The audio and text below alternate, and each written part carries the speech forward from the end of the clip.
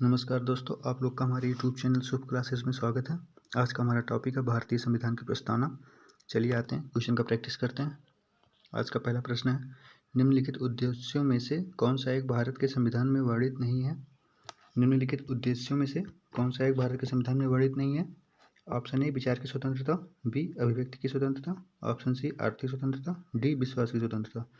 इसमें से आर्थिक स्वतंत्रता भारत के संविधान में वर्णित नहीं है।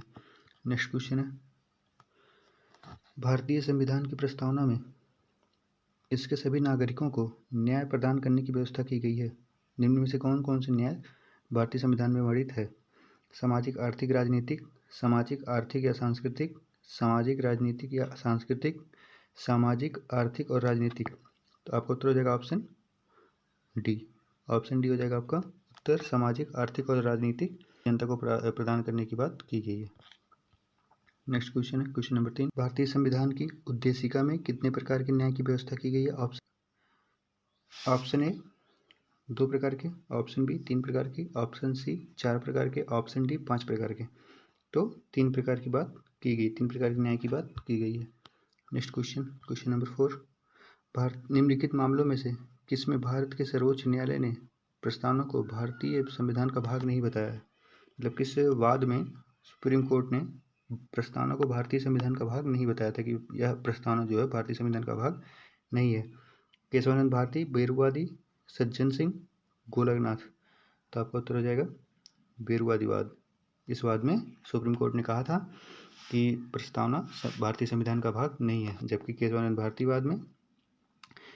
भारतीवाद में सुप्रीम कोर्ट ने प्रस्तावना को संविधान का अभिन्न अंग माना था। तो इसका उत्तर हो जाएगा बेरुवादीवाद। नेक्स्ट क्वेश्चन है, संविधान की प्रस्तावना का विधिक स्वरूप क्या है? संविधान की प्रस्तावना का विधिक स्वरूप, यह लागू किया जा सकता है या लागू नहीं किया जा सकता, विशेष परिस्थिति में लागू किया जा सकता है, उपरोक्त में से कोई नहीं। तो यह लागू नहीं किया जा सकता है, इसका क्या जाएगा उत्तर हो जाएगा, यह लागू नहीं किया जा सकता। नेक्स्ट क्वेश्चन, निम्नलिखित में से किस एक भारतीय संविधान की प्रस्तावना में उल्लेख नहीं है? किस एक का भारतीय संविधान की प्रस्तावना में उल्लेख नहीं है? नंबर 1 संप्रभु, नंबर 2 समाजवादी, नंबर 3 गणतंत्र, नंबर 4 संघात्मक। तो इनमें से किस एक शब्द का भारतीय संविधान की प्रस्तावना में उल्लेख नहीं है? तो आपका उत्तर हो जाएगा संघात्मक। संघात्मक शब्द का उल्लेख भारतीय संविधान की प्रस्तावना में नहीं है। यह सब यूपीपीसीएस असिस्टेंट स्टेट ऑफिसर 2014 के एग्जाम में पूछा गया था। नेक्स्ट क्वेश्चन है, सारे क्वेश्चन प्रीवियस ईयर के हैं। आप लोग को अगर क्लास अच्छी लग रही हो तो शेयर भी करें, सब्सक्राइब भी कर दें। किस वर्ष से भारत के संविधान की प्रस्तावना में 2 शब्द समाजवादी और पंथनिरपेक्ष जोड़े गए? मतलब किस वर्ष भारतीय संविधान की प्रस्तावना में समाजवादी और पंथनिरपेक्ष 2 शब्द जोड़े गए? यह क्वेश्चन यूपीपीसीएस में आया है 2008 में। आपका उत्तर हो जाएगा 1976। 1976 में भारतीय संविधान की प्रस्तावना में समाजवादी शब्द और पंथनिरपेक्ष शब्द जोड़े गए। नेक्स्ट क्वेश्चन, भारतीय संविधान के 42वें संशोधन द्वारा, भारतीय संविधान के 42वें संशोधन द्वारा प्रस्तावना में जोड़ा गया धर्मनिरपेक्ष, समाजवादी और धर्मनिरपेक्ष, समाजवादी, गणतंत्रात्मक।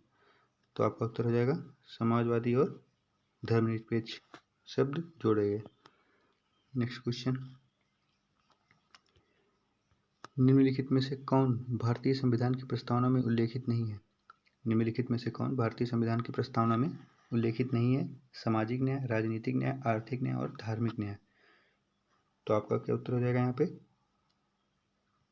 ऑप्शन नंबर डी, धार्मिक न्याय का उल्लेख नहीं है। नेक्स्ट क्वेश्चन, भारतीय संविधान की प्रस्तावना में कितने प्रकार की स्वतंत्रताओं का वर्णन है? भारतीय संविधान की प्रस्तावना में कितने प्रकार की स्वतंत्रता, तो स्वतंत्रता कितने प्रकार की है भारतीय संविधान में वर्णन किया गया है? 5 प्रकार की स्वतंत्रताओं का वर्णन किया गया है। नेक्स्ट क्वेश्चन, निम्नलिखित में से कौन एक भारत के संविधान के प्रस्तावना का भाग नहीं है? निम्नलिखित में से कौन एक भारत के संविधान की प्रस्तावना का भाग नहीं है? समाजवाद, व्यक्ति की गरिमा, योजनाबद्ध विकास, राष्ट्र की एकता और अखंडता। तो यहाँ आपका उत्तर हो जाएगा ऑप्शन सी, योजनाबद्ध विकास। योजनाबद्ध विकास का वर्णन भारतीय संविधान की प्रस्तावना में नहीं किया गया। क्वेश्चन नंबर 12 के संविधान के निर्माता का मत निम्नलिखित में से किसमें प्रतिबिंबित होता है? ऑप्शन ए उद्देशिका, ऑप्शन बी मूल अधिकार, ऑप्शन सी राज्य की नीति निर्देशक तत्व, ऑप्शन डी मूल कर्तव्य। तो आपका उत्तर हो जाएगा उद्देशिका। उद्देशिका में भारत के निर्माताओं का जो मत था वह प्रतिबिंबित होता है। नेक्स्ट क्वेश्चन, क्वेश्चन नंबर 13 निम्नलिखित में से कौन सी शब्दावली भारत के संविधान में उल्लेखित नहीं है? वार्षिक वित्तीय विवरण, विनियोग विधेयक, बजट, भारत की संचित निधि। तो आपका उत्तर हो जाएगा बजट। बजट शब्द भारतीय संविधान में उल्लेखित नहीं है। नेक्स्ट क्वेश्चन, निम्नलिखित में से किस वाद में भारतीय संविधान के मूलभूत ढांचे की अवधारणा प्रतिपादित की गई है? ऑप्शन ए इंदिरा साहनीवाद, ऑप्शन बी रुदल शाह का वाद, ऑप्शन सी शंकरी प्रसाद का वाद, ऑप्शन डी उपरोक्त में से कोई नहीं। तो आपका उत्तर हो जाएगा उपरोक्त में से कोई नहीं। इनमें से किसी भी वाद में भारतीय संविधान की मूलभूत ढांचे की अवधारणा का प्रतिपादित नहीं की गई है।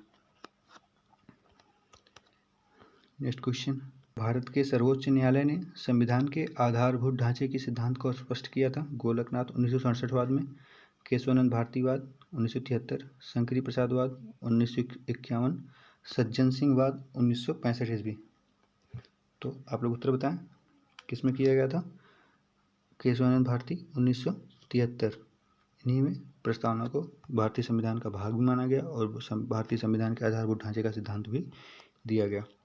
नेक्स्ट क्वेश्चन, निम्नलिखित में से कौन सा एक भारतीय संविधान को दर्शन नहीं है? मतलब निम्नलिखित में से कौन सा एक भारतीय संविधान का दर्शन नहीं है? नंबर 1 कल्याणकारी राज्य, 2 समाजवादी राज्य, राजनीतिक समानता और साम्यवादी राज्य। तो आपका उत्तर हो जाएगा ऑप्शन नंबर डी, साम्यवादी राज्य। नेक्स्ट क्वेश्चन,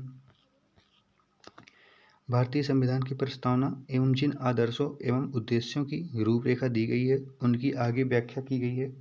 मूल अधिकारों के अध्याय में, राज्य के नीति निर्देशक तत्वों के अध्याय में, मूल अधिकार राज्य के नीति निर्देशक तत्व एवं मौलिक कर्तव्य के अध्याय में, संविधान के पाठों में कहीं नहीं। संविधान में कहीं नहीं। तो आपका उत्तर हो जाएगा मूल अधिकार, ऑप्शन नंबर सी मूल अधिकार, राज्य की नीति निर्देशक तत्व एवं मौलिक कर्तव्यों में उसका वर्णन किया गया है। नेक्स्ट क्वेश्चन, आज का लास्ट क्वेश्चन है। आई होप आज का लास्ट होगा। नहीं, अभी एक क्वेश्चन और है।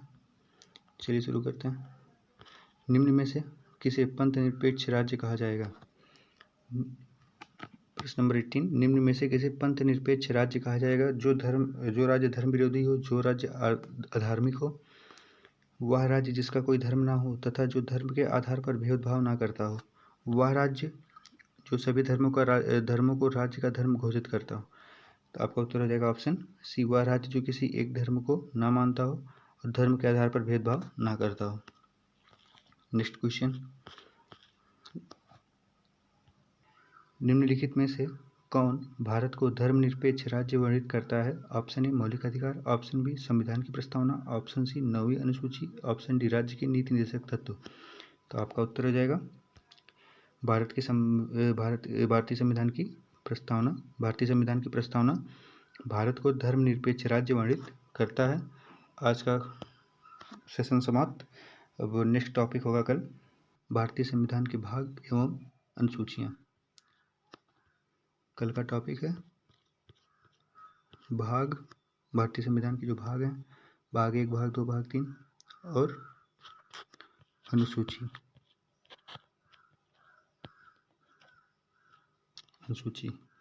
Thank you. कल पढ़ के आना अच्छे से और अच्छे अच्छे क्वेश्चन लेके आएंगे हम। प्रीवियस ईयर क्वेश्चन है, अच्छे से प्रैक्टिस करो, एग्जाम में बहुत मदद मिलेगी। धन्यवाद।